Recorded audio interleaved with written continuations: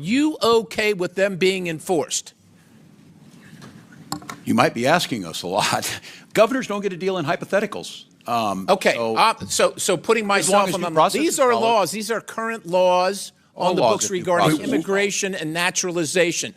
We abide by. Is there any detainer? Is there any ICE detainer that you will reject? That you will instruct your law enforcement community or corrections facilities and enforcement community in your states to reject anyone for any reason? A legal ICE detainer under the laws that I just cited.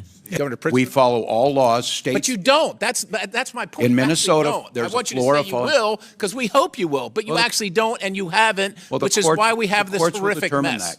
If you've ever sat through one of these hearings thinking, for the love of God, just get to the damn point already, then Congressman Scott Perry just read your mind out loud. He handed Governor Tim Walz what can only be called a brutal, no-frills masterclass in surgical questioning. Walz showed up ready to deliver a big, heartfelt speech about the border crisis being a national emergency.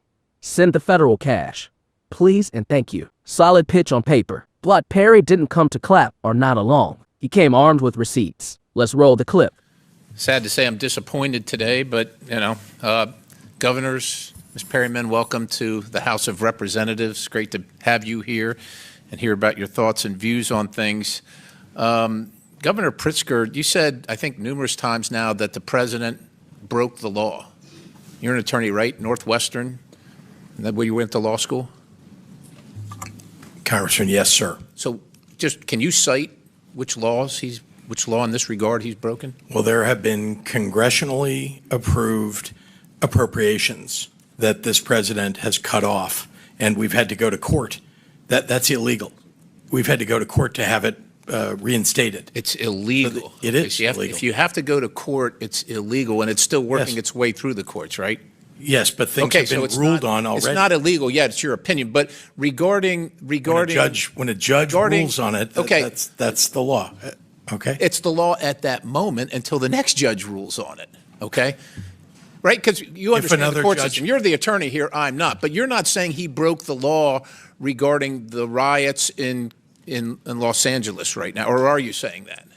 That hasn't been ruled upon yet. So, but are you saying he broke the law in that regard or not? I believe that he did, but that is not what I'm referring to. Okay, you're not referring to that. No, I just told you there are appropriations, congressional appropriations. Because the implication, because of what this hearing is about, is that you're saying that he broke the law regarding the mobilization in Los Angeles, and you're not saying that. I want to make that clear. You're not saying that. What he is doing is overstepping his authority, and we are going to court. Okay. So so let me ask you a couple questions, because I want to go through a little walk down memory lane here in history for you.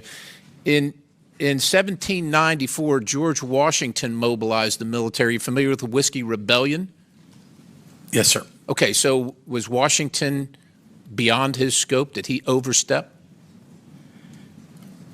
What about inciting riots on January 6th at the Capitol, right in this building? Sir. Well, you're asking. I'm asking. You're saying he's breaking the law. Yes. Ms. Hochul, he has broken Governor the law. Hochul, you're also an attorney. How about Abraham Lincoln, 1862? Did he do it? The abuse of power is an overreach into the responsibility How about of Dwight Eisenhower? Did he do it when he mobilized? In situations where John you're Kennedy. overruling. John Kennedy. You seriously don't want an answer from me. I won't even bother.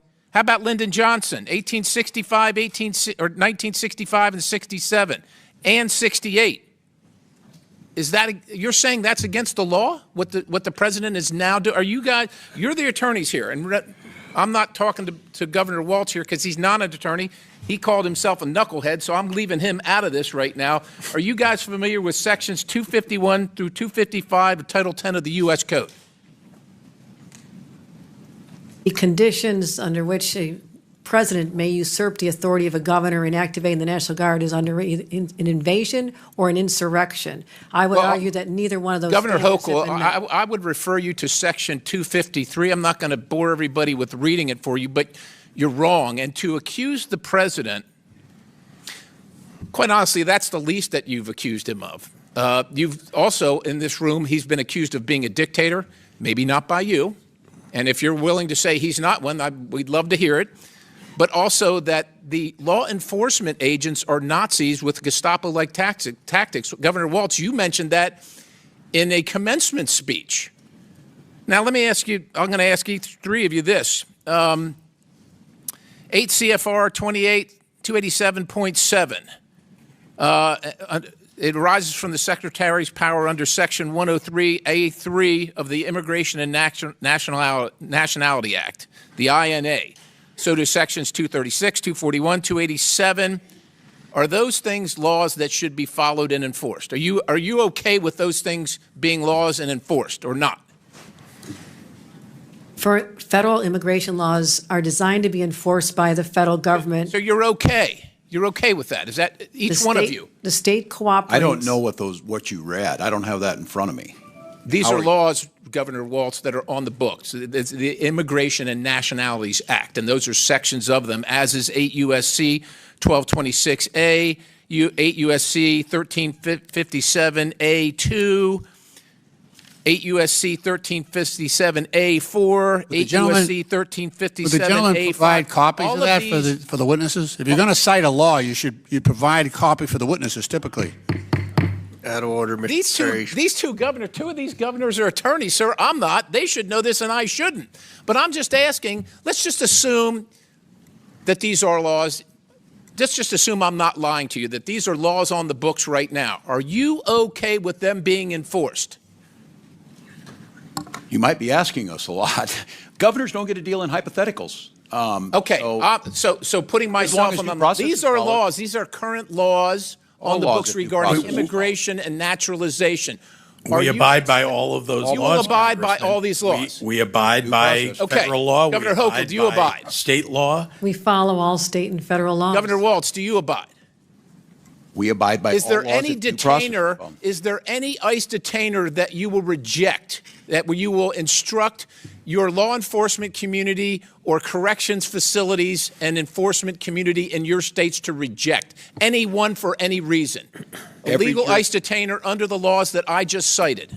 Every jurisdiction in Minnesota follows the law. Every single one. Okay, and his gentleman, time's expired, but feel free to answer the question, Governor Walz.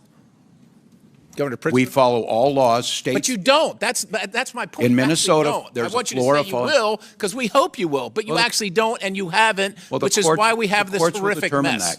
I yield. Walz is laying it on thick. This is a national problem. We need federal help. It's bigger than Minnesota. Fair enough, until Perry steps in and doesn't debate the crisis itself. He just hits the consistency button hard. Paraphrased, Governor, how the hell do you stand there begging for federal money to deal with migrants when your own state has policies that straight up handcuff federal immigration enforcement and tell ICE, nah, we're good, handle your own business. It's like walking into a restaurant, ordering the most expensive steak, eating half, then demanding a refund because you're suddenly vegan. The room temperature jumps. Walz fires back, you're asking me a lot. Translation and hearing room code. My carefully rehearsed talking points just ran face first into reality. Perry doesn't blink. He keeps it dead simple. You can't scream this is a federal emergency, fix it, in one breath. Then turn around and defend sanctuary-style policies that literally block the feds from fixing it. That's not nuance. That's a contradiction so glaring it hurts to look at. Walz tries to pivot to big humanitarian vibes, but Perry stays locked on the specifics like a heat-seeking missile. By the end, Walz isn't looking like a governor fighting for his state. He's looking like the walking embodiment of the exact policy hypocrisy fueling this whole mess. No spin, no fancy rhetoric, just a single, devastating line of questioning that exposed the whole game. Perry controlled the room, kept it tight, stuck to logic like glue, and turned Walz's plea into an audit he couldn't pass. This wasn't passion winning the day. This was precision gutting passion. Governor Walz came hunting for a federal lifeline. Congressman Perry handed him a mirror and said, "Take a good look." Rough afternoon for Team Walz. Perfect 5-second clip for the rest of us who are tired of the fluff. Who took the round? Perry's razor-sharp logic, or Walz's emotional appeal? Drop your take in the comments. I read them all. If you live for these no BS breakdowns that cut straight through the noise, smash that like button, share it with someone who needs to see it, and hit subscribe. More sharp, zero fluff political reality checks coming your way.